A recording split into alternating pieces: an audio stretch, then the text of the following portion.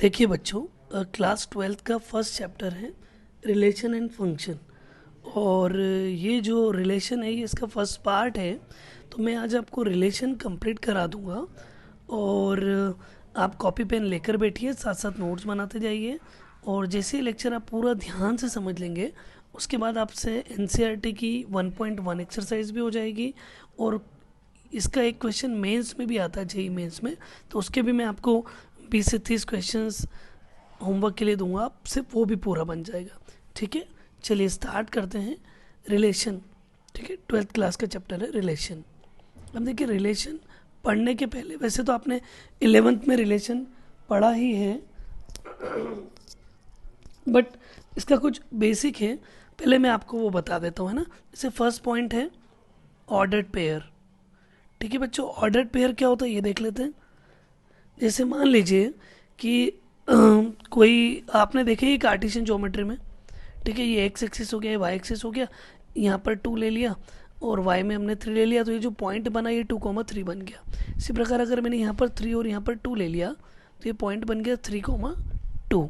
ठीक है, अब ये जो 2,3 3,2 है ये ऑर्डर्ड पेयर है। ऑर्डर्ड पेयर में केवल ऑर्डर ही मायने रखता है, ये दोनों इक्वल नहीं है क्योंकि इनके ऑर्डर अलग अलग हो गए। तो कोई भी एक सेट ए है, एक सेट बी है, एक एलिमेंट सेट ए का ले लिया, एक एलिमेंट सेट बी का ले लिया और उनका आपने पेयर बना दिया, तो ये ऑर्डर्ड पेयर कहलाता है। ठीक है, पॉइंट नंबर 2 है इसका, वो होता है कार्टेशियन प्रोडक्ट। ठीक है बच्चों, कार्टेशियन प्रोडक्ट। देखिए, कार्टेशियन प्रोडक्ट का पहले मैं आपको डेफिनेशन लिख देता हूँ कि कार्टेशियन प्रोडक्ट का डेफिनेशन क्या होता है। ठीक है, तो मान लीजिए कोई पी और क्यू नॉन एम्प्टी सेट्स है ना, नॉन एम्प्टी सेट्स होना ज़रूरी है, नॉन एम्प्टी सेट्स हैं पी और क्यू। तो इसका जो डेफिनेशन है वो कुछ इस तरीके से बनता है कि P cross Q is equal to P Q. मतलब इसमें ऑर्डर्ड पेयर टाइप के एलिमेंट आते हैं, एक पी का और एक क्यू का, where P belongs to P and Q belongs to Q.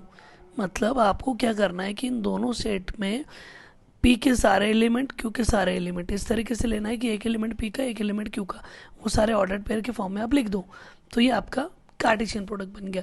जैसे सेट ए में मान लीजिए 1,2 है, सेट बी में मान लीजिए A,B है, तो आपको ए क्रॉस बी बनाना है, तो क्या बनेगा, पहला सेट ए का एलिमेंट 1 लिया, बी का ए लिया, फिर 1, फिर बी, फिर 2 बी। आप देखिए हर एक पेयर में आपको ए पहला एलिमेंट ए का, दूसरा बी का मिलेगा, तो ये ए क्रॉस बी यानी कार्टेशियन प्रोडक्ट हो गया। अगर आपको बी क्रॉस ए बनाना है तो इसको रिवर्स कर दीजिए, A1 A2 B1 B2, ये आपका बी क्रॉस ए बन गया। तो कार्टेशियन प्रोडक्ट मेरे ख्याल से अब आपको अच्छे से समझ में आ गया होगा। अब हम देखते हैं रिलेशन क्या होता है। ठीक है बच्चों, तो देखिए रिलेशन क्या है, इसका डेफिनेशन में लिख देता हूँ। Let A and B are two non empty sets. A और बी हमने दो नॉन एम्प्टी सेट्स ले लिए, ठीक है। देन ये एक रूल है ना बच्चों, rule, then rule which associates, then rule which associates, जो भी रूल एसोसिएट हो रहा है, ए और बी नॉन एम्प्टी सेट्स और उनमें कोई एक रूल एसोसिएट हो रहा है, then element of set A to element of set B is known as relation from set A to set B। अब देखिए जरा इसको समझिएगा, ठीक है, कुछ भी नहीं करना है।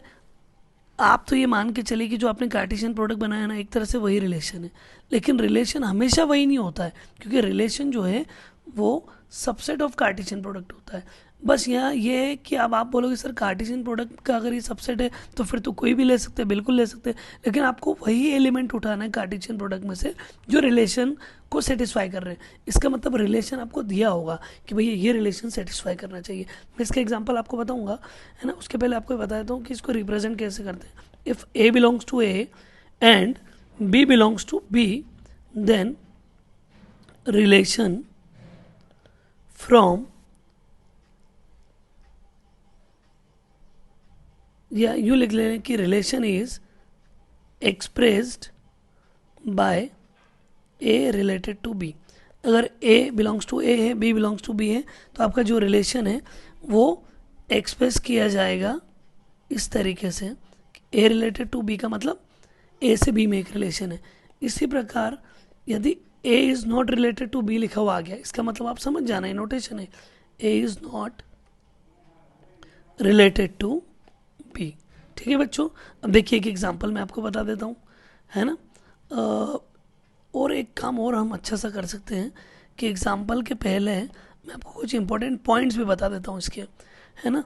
जैसे ये 2 पॉइंट्स आप याद रखिए क्योंकि ये रिलेशन के काम के पॉइंट्स है। पहला, relation is subset of Cartesian product, पहला पॉइंट हो गया।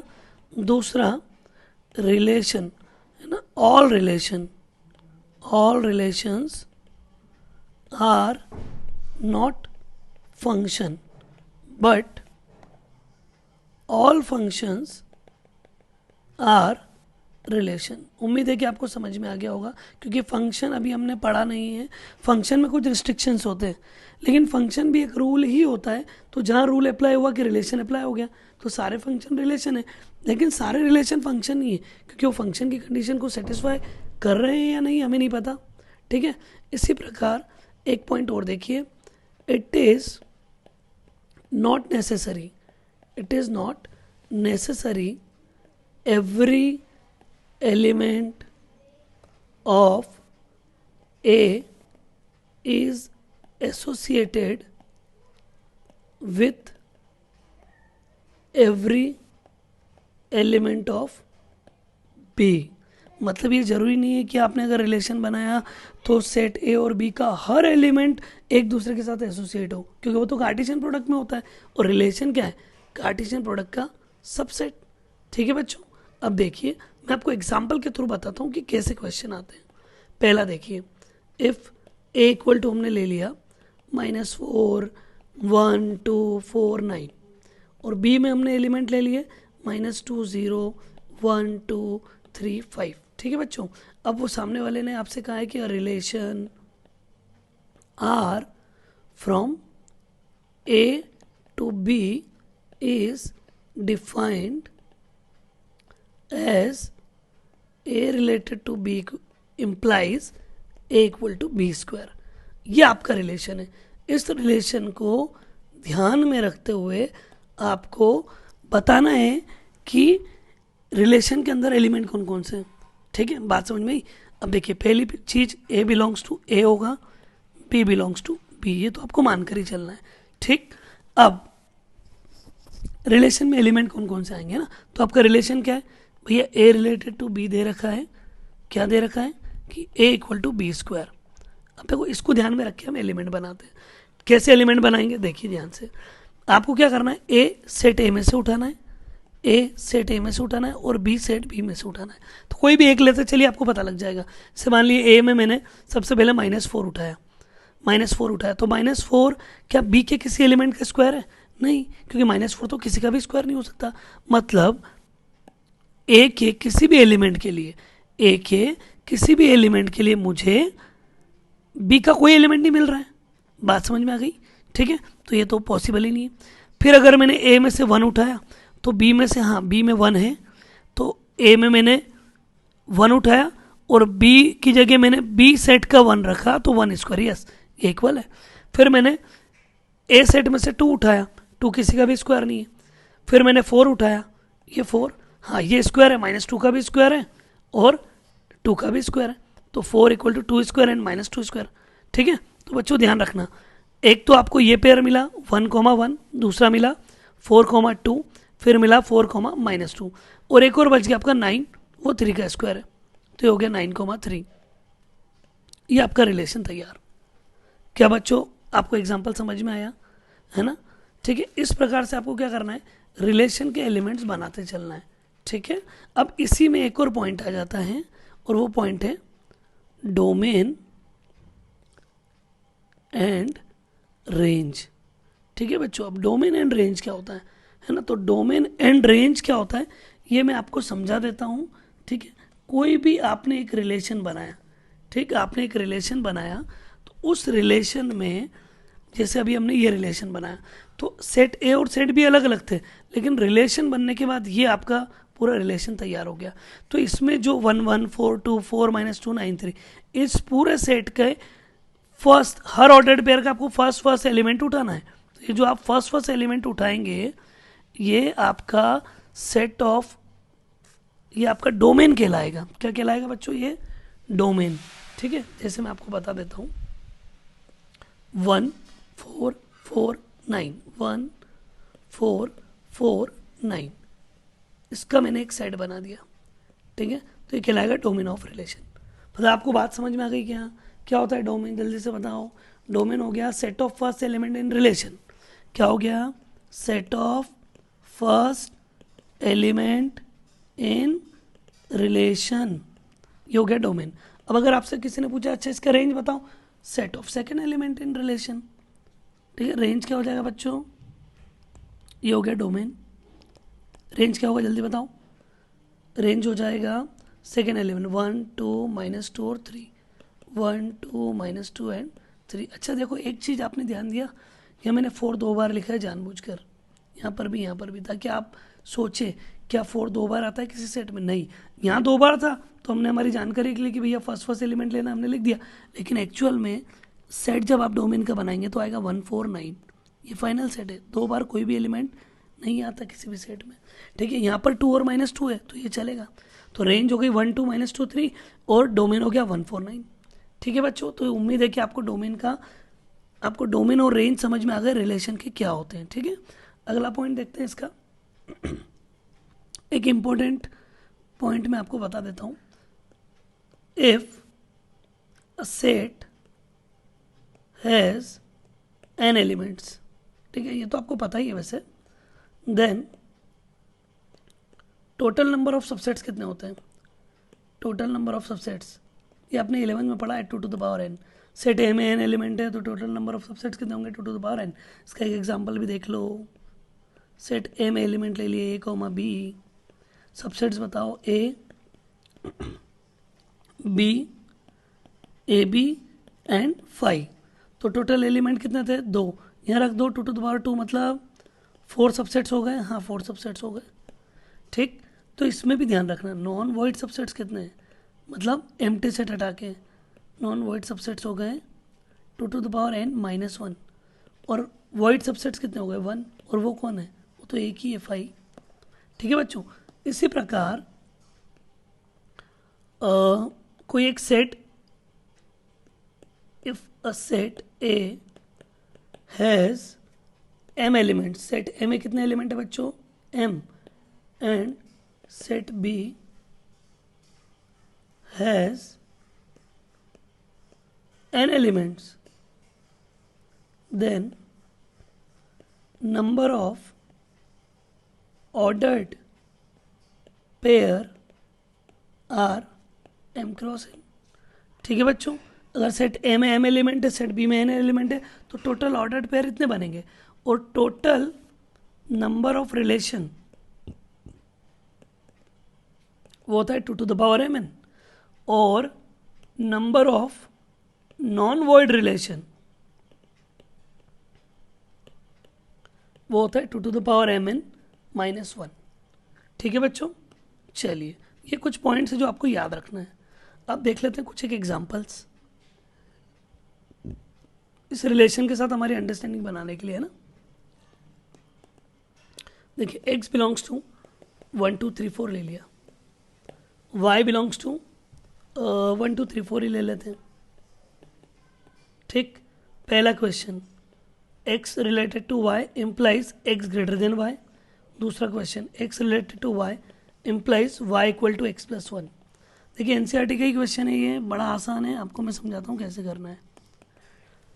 आपको सामने वाले ने 2 सेट दे दिए, उनके एलिमेंट दे दिए, और आपसे क्या बोला है कि पहला relation x related to y में, मतलब पहला एलिमेंट x का दूसरा y का रखना है, इस प्रकार के x ग्रेटर देन y हो। तो बताइए एक का रिलेशन क्या बनेगा? बड़ा आसान है, x ग्रेटर देन y होना चाहिए। तो क्या 1 y के किसी एलिमेंट से बड़ा है? नहीं, 1 1 के बराबर है, बाकी सबसे छोटा है। क्या x का सेकेंड एलिमेंट 2 किसी एलिमेंट से बड़ा है? हाँ, 1 से बड़ा है। फिर x का 3 किससे बड़ा है, 1 से भी बड़ा है, y के 1 एलिमेंट से भी बड़ा है और y के 2 एलिमेंट से भी बड़ा है। इसी प्रकार 4 ले लो, 4 1 से बड़ा है, 4 2 से भी बड़ा है, and 4 is greater than 3 also. क्या बच्चों समझ में आया? सेकेंड रिलेशन बना के बताओ, y equal to x plus one, तो x का पहले एलिमेंट लो 1, 1 प्लस 1 क्या हुआ 2, तो x में 1 लेने पर y2 आ रहा है, क्या y2 है? हाँ है, 1 2। फिर x का एलिमेंट 2 लिया, 2 प्लस 1 3, क्या y में 3 है? x का एलिमेंट 2 लिया, 2 प्लस 1 3, क्या y में 3 है? हाँ है, दूसरा हो गया 2 3। फिर x में से 3 उठाया, 3 प्लस 1 4, y में 4 है, पर x में जैसे आपने 4 उठाया तो 4 प्लस 1 5 हो जाएगा, y में 5 है ही नहीं, तो b में इतना ही आंसर है, a का ही आंसर है। उम्मीद है आपको समझ में आया। ठीक है बच्चों, अब हम आ जाते हैं सबसे इंपॉर्टेंट टाइप्स ऑफ रिलेशन। ठीक है, समझना इसको ध्यान से, है ना, बहुत ही अच्छा है और बहुत काम का एक क्वेश्चन एनसीईआरटी में जब भी रिलेशन में से आता है, ये तो आता ही आता है ना। तो इसके टाइप्स ऑफ रिलेशन देख लेते हैं। इंपॉर्टेंट रिलेशन है, पहला होता है रिफ्लेक्सिव रिलेशन। ये रिफ्लेक्सिव रिलेशन क्या है? देखिए पहले इसका डेफिनेशन समझ लो आप। A relation R defined on set A and a relation R defined on set A is said to be reflexive। ये रिफ्लेक्सिव कब कहलाएगा? काम की बात अब है। If every element is related to its own element. इसका मतलब क्या हुआ वो समझ लो। भैया आपने सेट, आपको कोई भी रिलेशन दे दिया, कोई भी कंडीशन आपको दे दी और सामने वाले ने बोल दिया कि भैया पता करो क्या ये रिफ्लेक्सिव है, तो आप क्या करोगे? आपको कुछ नहीं करना, उस सेट का हर एलिमेंट उठाना है और जो रिलेशन दे रखा है उस रिलेशन से ये चेक करना है क्या सेट का हर एलिमेंट खुद से रिलेटेड है, मतलब रिलेशन की कंडीशन को हर एलिमेंट खुद से फॉलो कर रहा है क्या, चेक करते हैं। जैसे अब मैं 2-3 एग्जाम्पल के थ्रू आपको बताऊंगा, सभी में वही एग्जाम्पल हम लेंगे ना। X comma y natural number से रिलेटेड है। पहला x रिलेटेड टू y, पहला रिलेशन दिया है x is divisible by y। दूसरा और कुछ ले लेते हैं कि s is set of all lines. अगर s सारी लाइंस का सेट है, किसमें? एक प्लेन में, इन अ प्लेन, तो L1 related to L2 implies L1 parallel to L2। ठीक है, और तीसरा क्या ले हम, तीसरा रिलेशन हम ले लेते हैं कि A is brother of B। ठीक है बच्चों, चलिए अब देखिए जरा ध्यान से, तीनों को हम सॉल्व करते हैं ना, तीनों को सॉल्व करके देखते हैं क्या बन रहा है। पहला था x related to y, x is divisible by y।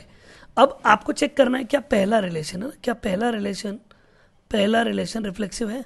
तो आप क्या करो, x related to y check कर रहे हैं तो it implies x related to x है या नहीं, ये चेक कर लो।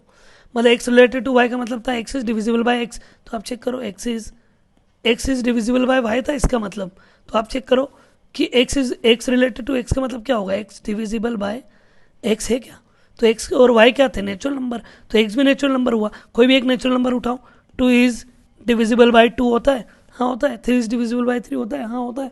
कोई भी नेचुरल नंबर खुद से डिविजिबल होता है, हाँ होता है। इसका मतलब ये रिफ्लेक्सिव हो गया। आपको समझ में आया? दूसरा एग्जांपल देखो, S किसका सेट है, सारी लाइंस का सेट है। L1 रिलेटेड टू L2 क्या बोल रहा है, L1 is parallel to L2।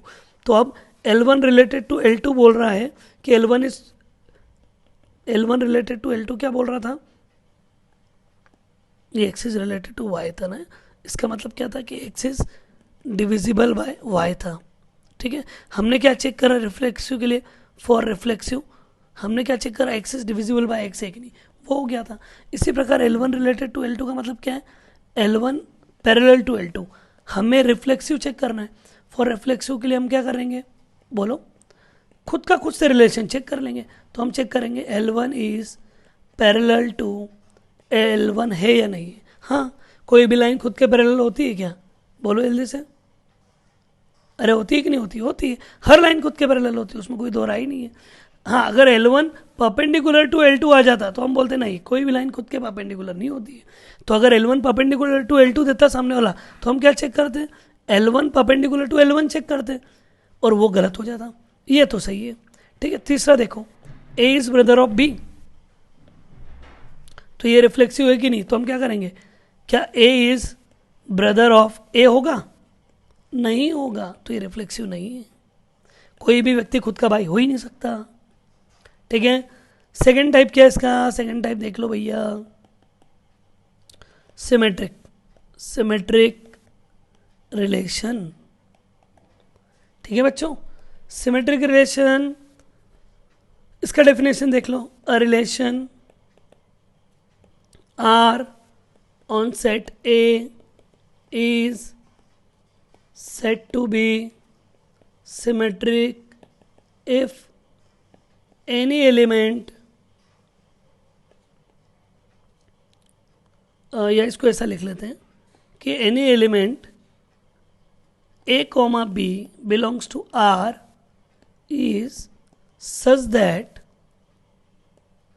when a related to b then b related to a, इसका मतलब a related to b implies b related to a।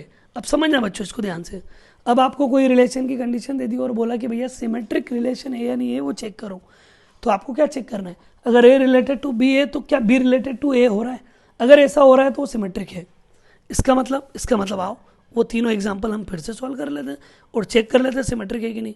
पहला एग्जाम्पल क्या था, पहला था x related to y, x is divisible by y। तो अब देखिए x रिलेटेड टू y का मतलब था x is divisible by y।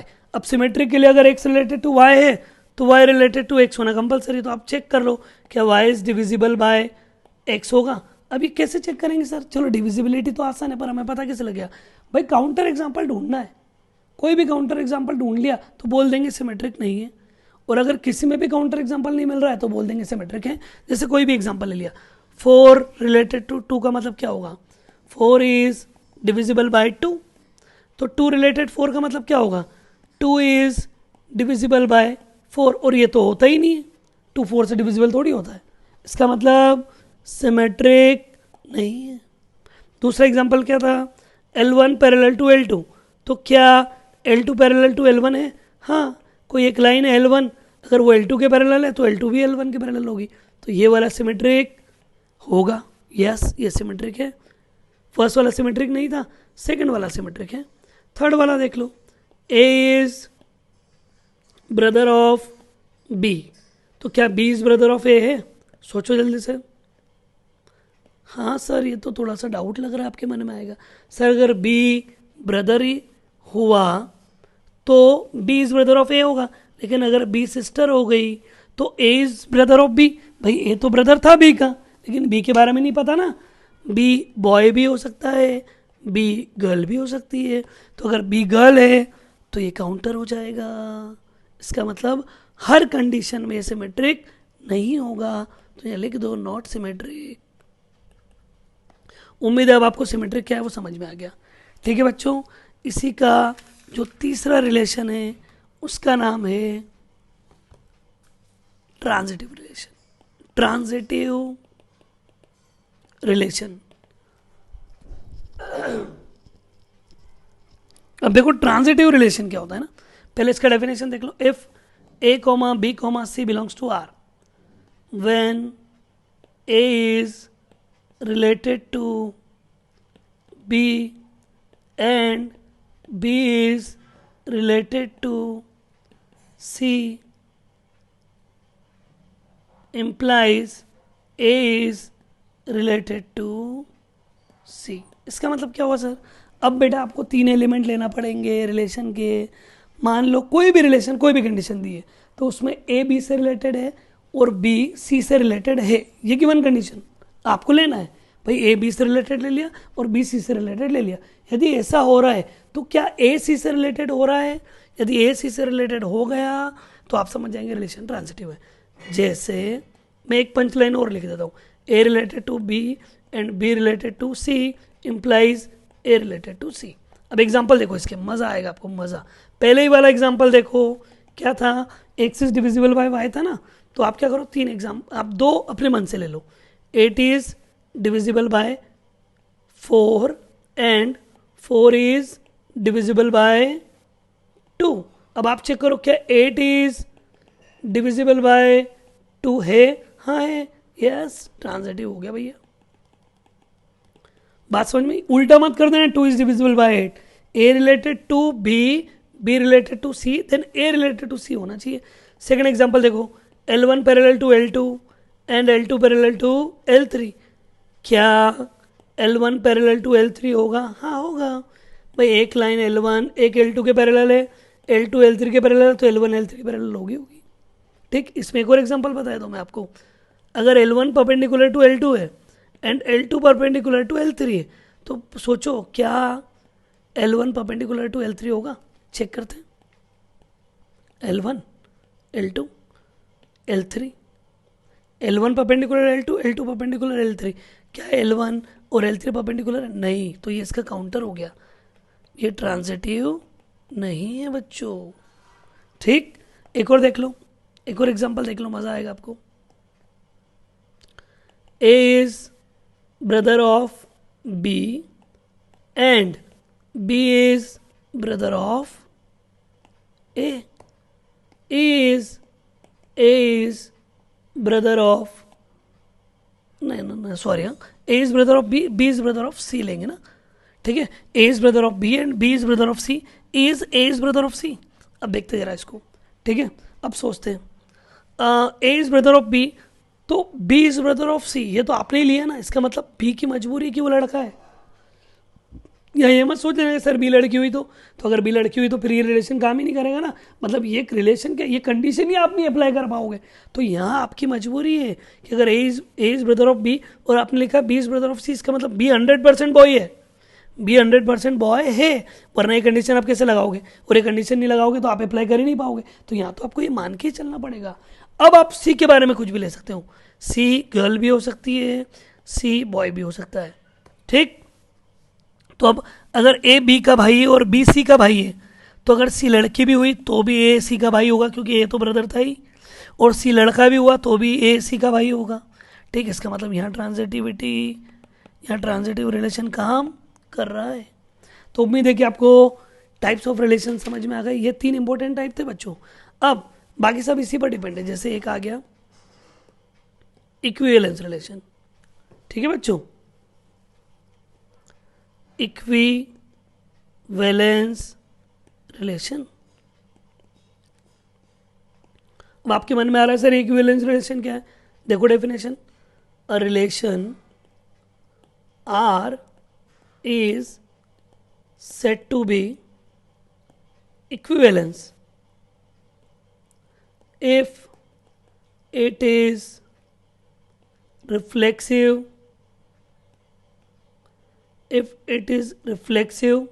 symmetric and transitive। इसका मतलब आप समझे, कोई भी रिलेशन ये तीनों फॉलो कर रहा है, वो रिफ्लेक्सिव भी हो गया, सिमेट्रिक भी हो गया और ट्रांजिटिव भी हो गया, तो क्या कहलाएगा? इक्विवेलेंस। रिफ्लेक्सिव में क्या चेक करेंगे, फिर से बोलो, punch line, A is related to A, यानी every element is related to itself हो गया, तो रिफ्लेक्सिव हो गया। सिमेट्रिक में A is related to B है, तो B is related to A होना चाहिए। ट्रांजिटिव में A is related to B and B is related to C है, तो A is related to C होना चाहिए, तो ट्रांजिटिव हो गया। ये तीनों जिसमें लगता है वो इक्विवेलेंस हो गया। बच्चों आया समझ में? अगला देखते हैं anti equivalence relation. Anti equivalence relation ये क्या होता है? देखो, if A related to B and B related to A is possible. मान लीजिए कि ए रिलेटेड टू बी और B related to A is possible हो रहा है, तो ये तभी होगा बच्चों जब ए इक्वल टू बी हो। अगर ऐसा हो गया, रिलेटेड टू बी और B related to A is possible only when A equal to B, अगर ऐसा हो गया तो हम उसको एंटी इक्विवेलेंस बोल देंगे। जैसे एग्जांपल देखो, आप एग्जांपल से आपको अच्छे समझ में आता है। If x is greater equal to y, check anti equivalence, check anti equivalence, ठीक है। अब x is greater equal to y है ना, तो बच्चों देखो x is greater equal to y and y is greater equal to x, ये आपको लेना ही है, क्योंकि अगर a रिलेटेड टू b है तो b related to a possible है। तो ये कब पॉसिबल होगा, x y या y से बड़ा है, y x से बड़ा है, तो तभी संभव है जब x इक्वल टू वाई हो, क्योंकि ग्रेटर और इक्वल टू का मतलब ग्रेटर और इक्वल टू है। ठीक है बच्चों, दूसरा example, x is divisible by y and y is divisible by x, तो ये कब पॉसिबल है, बोलो, only when x equal to y हो जाए। भाई x y से भी डिविजिबल है, y x से भी डिविजिबल है, तभी संभव है जब दोनों एक दूसरे के बराबर हो। ठीक है ना। अगला पॉइंट देखते हैं, अगला पॉइंट क्या आ रहा है, अगला पॉइंट आ रहा है अब अगला एक एग्जांपल मैं आपको बताता हूँ जिसमें ये तीनों अप्लाई हो रहे हैं ना। जैसे कोई भी एक रिलेशन ले लिया, ए रिलेटेड टू बी, देखो हो भी सकता है अप्लाई हो भी सकता नहीं हो, मुझे चेक करना पड़ेगा। ठीक है, ए रिलेटेड टू बी ले लिया, और ये क्या रिलेशन क्या दिया सामने वाले ने, ये दिया है कि B lives within 1 kilometre from A. भैया एक रिलेशन दे दिया ए रिलेटेड टू बी, और इसका मतलब हो गया कि बी जो है वो 1 किलोमीटर के दायरे में रहता है ए के। ठीक, अब आपको क्या चेक करना है, चेक इक्विवेलेंस रिलेशन। इक्विवेलेंस का मतलब आप जानते हैं ना, क्या होता है बताओ, बोलो जल्दी से। अरे इक्विवेलेंस रिलेशन का मतलब ये हुआ कि रिलेशन रिफ्लेक्सिव, सिमेट्रिक और ट्रांसिटिव तीनों होना चाहिए। ठीक, तो हम चेक करते हैं भैया, पहला रिफ्लेक्सिव के लिए चेक करते हैं। रिफ्लेक्सिव का मतलब याद है ना, A is related to A, यानी every element is related to itself. तो भैया ए रिलेटेड टू बी का मतलब B lives within 1 kilometre from A, तो भैया ए रिलेटेड टू बी की जगह आप क्या करोगे, रिफ्लेक्सिव के लिए A related to A check करोगे, मतलब A lives within 1 kilometre from A, ये पॉसिबल है क्या, चेक करो चेक करो चेक करो। भाई ये रहा ए, ये ए हो गया, ये इसका 1 किलोमीटर का दायरा हो गया। क्या ए खुद के 1 किलोमीटर के दायरे के अंदर है, हाँ है ना भाई, इसका 1 किलोमीटर इधर है इधर है इधर है, सबके अंदर ही तो है, बाहर थोड़ी है। अच्छा, तो फिर दूसरा चेक करते हैं, सिमेट्रिक, ये तो हो गया। सिमेट्रिक कैसे चेक करेंगे, भाई सिमेट्रिक तो बड़ा सिंपल है, ए रिलेटेड टू बी है तो बी रिलेटेड टू ए होना चाहिए। अच्छा, तो ए रिलेटेड टू बी का मतलब क्या था, A lives within 1 kilometre from B, तो बी रिलेटेड टू ए का मतलब क्या होगा, B lives within 1 kilometre from A. इसको चेक करते हैं, भैया ये ए हो गया, ये 1 किलोमीटर हो गया। अब बी को मैंने यहाँ भी नहीं लिया यहाँ भी नहीं, क्योंकि यहाँ होगा तो फिर बी के अंदर ए आ ही जाएगा। मान लो मैंने सबसे आखिरी में बी ले लिया, तो ए रिलेटेड टू बी का मतलब हो गया A lives within 1 kilometre from B हो गया ना। तो अब क्या बी रिलेटेड टू ए भी हो रहा है, हाँ, जब ए बी के 1 किलोमीटर के अंदर है तो बी भी तो ए के 1 किलोमीटर के अंदर आ गया। आप कहीं पर भी लेकर देख लो, सर यहाँ ले लिया, लो यहाँ ले लिया, तो ये ऐसा बनेगा, ए बी के 1 किलोमीटर के अंदर आ रहा है तो बी का 1 किलोमीटर जहाँ तक जा रहा होगा ए भी उसके अंदर ही आ रहा है। बच्चों आ रहा है ना, थोड़ा सा दिमाग लगाओ समझ में आएगा। ठीक है, तीसरा चेक करते हैं, ट्रांजिटिव। ट्रांजिटिव में अब आपको 3 लेना पड़ेंगे, A related to B and B related to C आपको लेना है। ये किसके इम्प्लाइज होना चाहिए, ए रिलेटेड टू सी के, मतलब ए बी के 1 किलोमीटर के दायरे में, बी सी के 1 किलोमीटर के दायरे में, तो क्या ए सी के 1 किलोमीटर के दायरे में होगा, सब तरीके से होना चाहिए। एक भी तरीका ऐसा मिल गया कि नहीं हो रहा है तो फेल हो जाएगा। तो अब देखो मैं आपको बताता हूँ, ए मैंने यहाँ ले लिया, ठीक, बी ए का 1 किलोमीटर यहाँ हो गया, बी मैंने यहाँ ले लिया, ठीक है, और सी जो है वो मैंने इस तरफ ले लिया। ठीक है, अब सोचो ये ए के 1 किलोमीटर के दायरे में बी है, मतलब ये वाला अप्लाई हो गया, बी के 1 किलोमीटर के दायरे में सी है, मतलब ये वाला अप्लाई हो गया। अब आप ये वाला देखो, क्या ए के 1 किलोमीटर के दायरे में, ये बी के 1 किलोमीटर का दायरा है ना, क्या अब ए के 1 किलोमीटर के दायरे में कहीं पर भी सी आएगा, नहीं आएगा, क्योंकि उसकी डिस्टेंस तो 2 किलोमीटर तक जा रही है, तो ये ट्रांजिटिव नहीं हुआ। एक भी काउंटर मिला कि आपका फेल हो गया। ठीक है बच्चों, तो उम्मीद है आपको ये समझ में आया होगा। बस एक एग्जांपल मैं आपको और बता देता हूँ, तो देखो आपके फंडामेंटल स्ट्रांग हो जाएंगे। ठीक है, क्वेश्चन हमने लिया A and B, two elements, ये जेई के पर्पज से एग्जांपल मैंने आपको बताया, ठीक है। A and B, two elements and 4 elements, इसका मतलब समझना, नंबर ऑफ, यहाँ खत्म हो गया क्वेश्चन। ए में 2 एलिमेंट है, बी में 4 एलिमेंट है ना, मैंने डायरेक्ट लिखा है A and B have 2 elements and 4 elements, then number of subsets A cross B having 3 और मोर एलिमेंट्स।